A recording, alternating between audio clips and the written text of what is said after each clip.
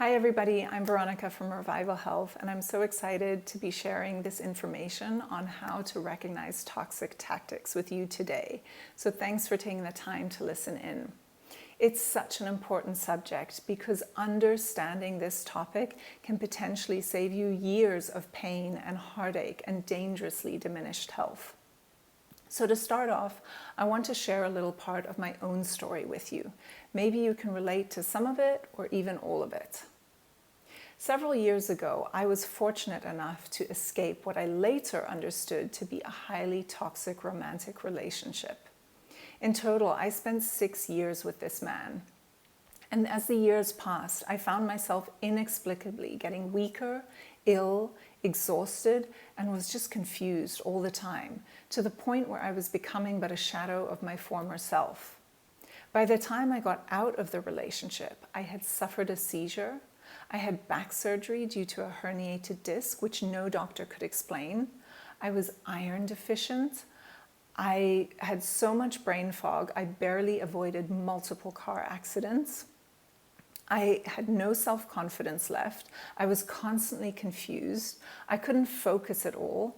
I had chronic fatigue to the point where I was falling asleep during business meetings. It was humiliating. I was doubting myself all the time, and the list of symptoms goes on. So how did it come to this? Let me go back to the beginning of the story. It was 2013 and I was living in London. I was pretty happy with my life.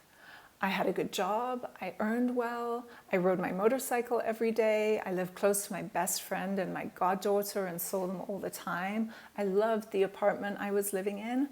I was pretty happy. Now my ex worked at the same company I did, although in a different division, and we met at a mutual co-worker's leaving do and got along instantly.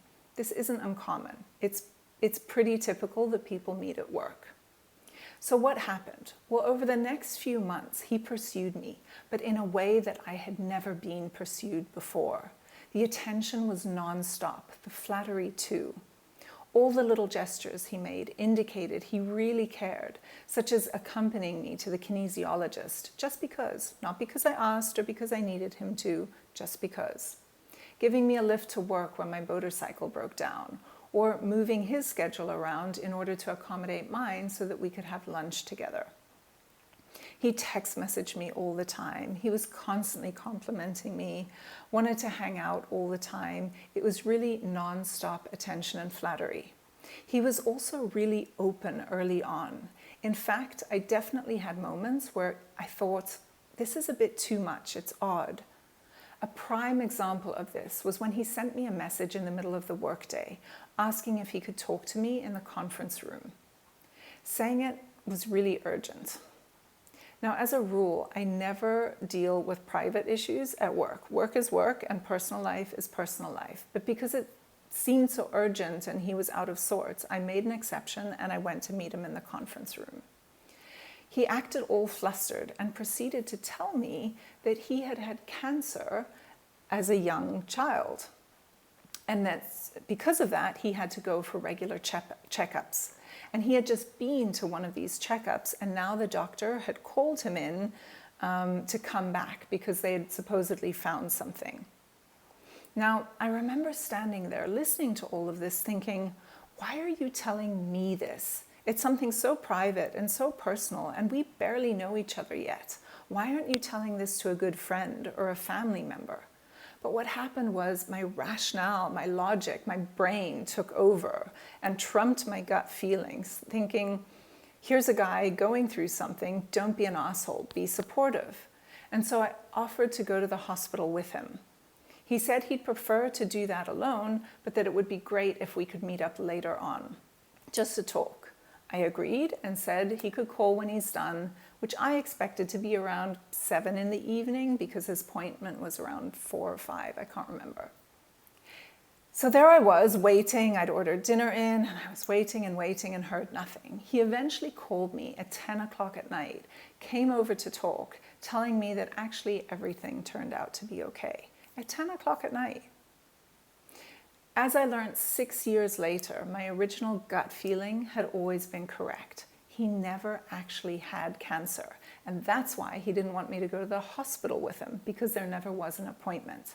He never went to a doctor that evening. In fact, he didn't have any plans that evening at all. But he waited until 10 p.m. to show up, just to see how far he could push me in terms of waiting for him. It was one of the original tests of how empathetic I was and how far he can push my boundaries. Now, I bet I know what you're thinking. You're thinking, that is so twisted. And you're right.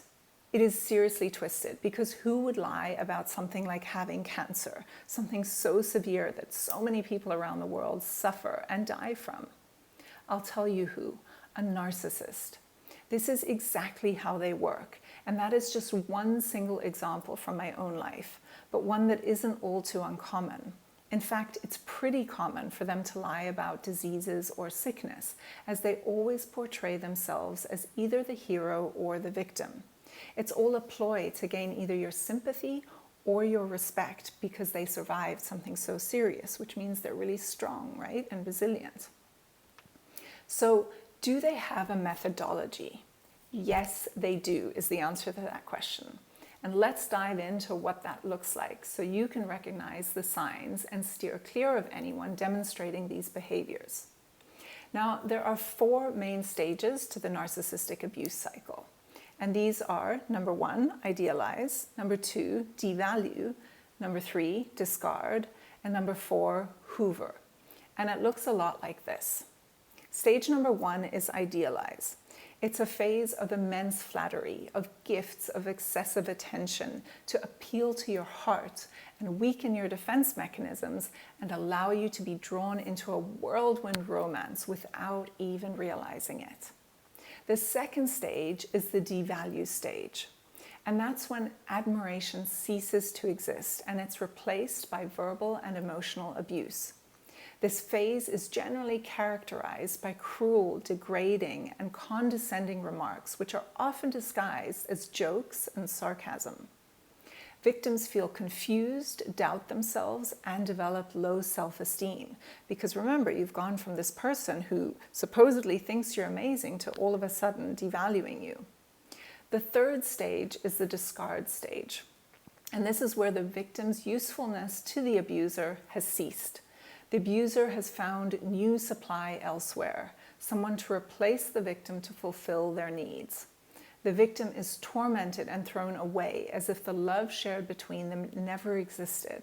And that's unfortunately because it never did. The love was always only one-sided. The fourth and final stage of the abuse cycle is referred to as hoover or hoovering. It's when the narcissist attempts to draw a victim back into an abusive relationship by any means necessary.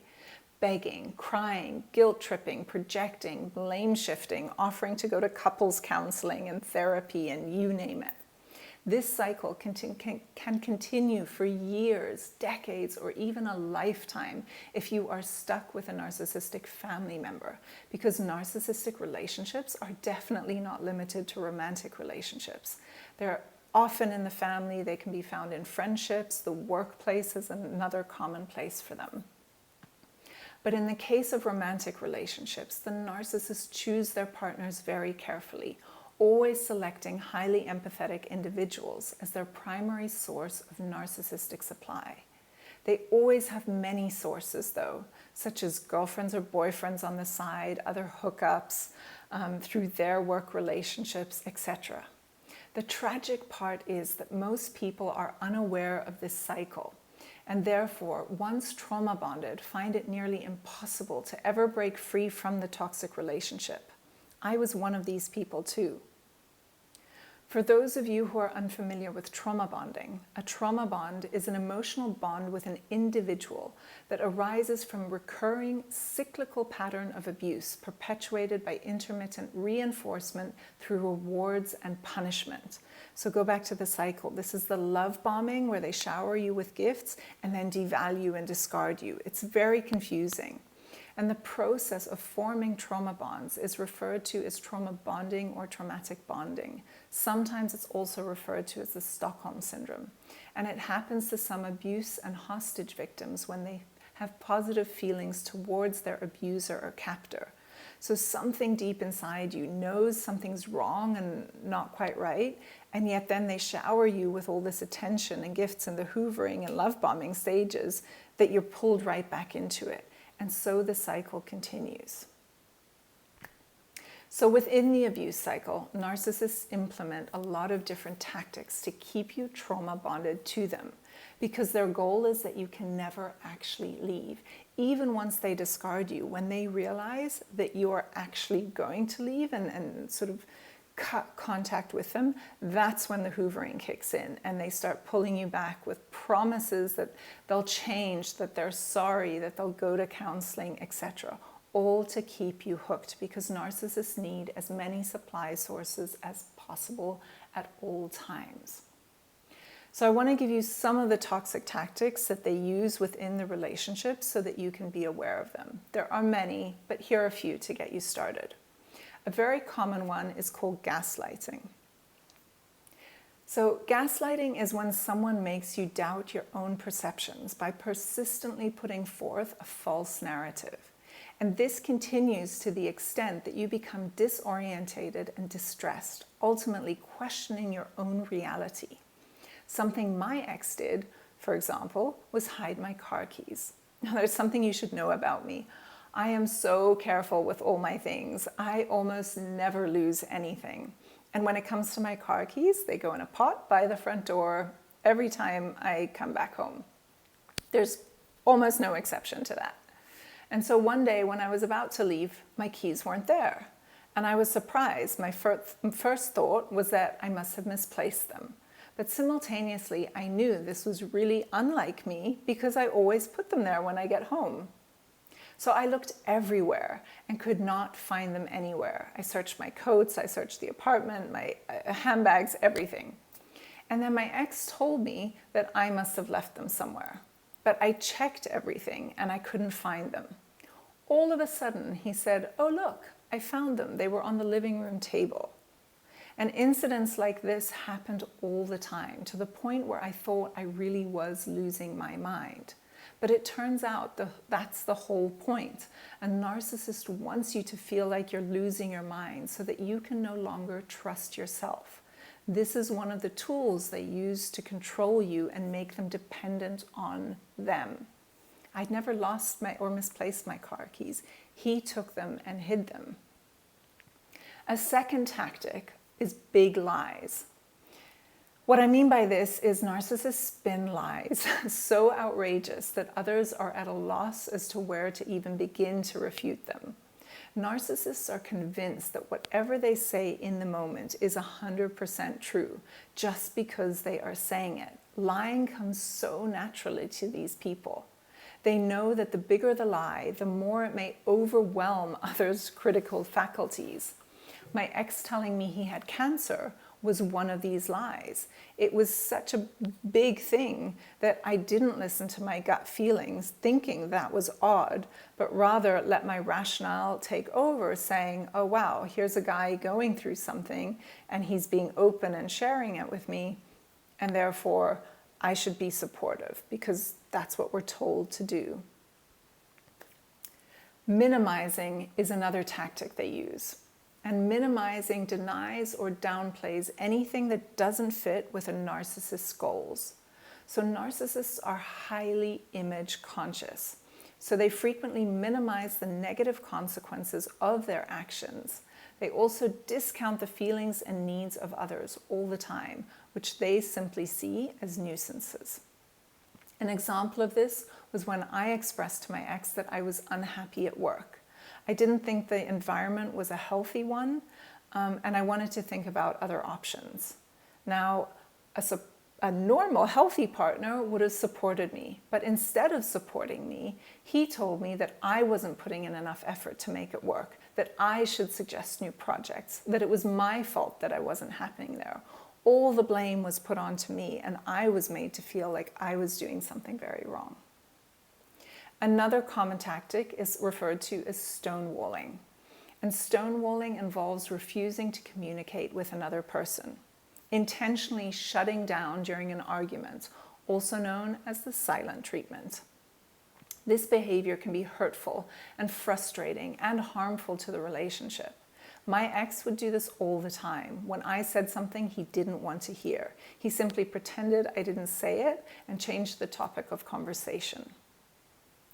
Another common toxic tactic narcissists use is ruining important occasions.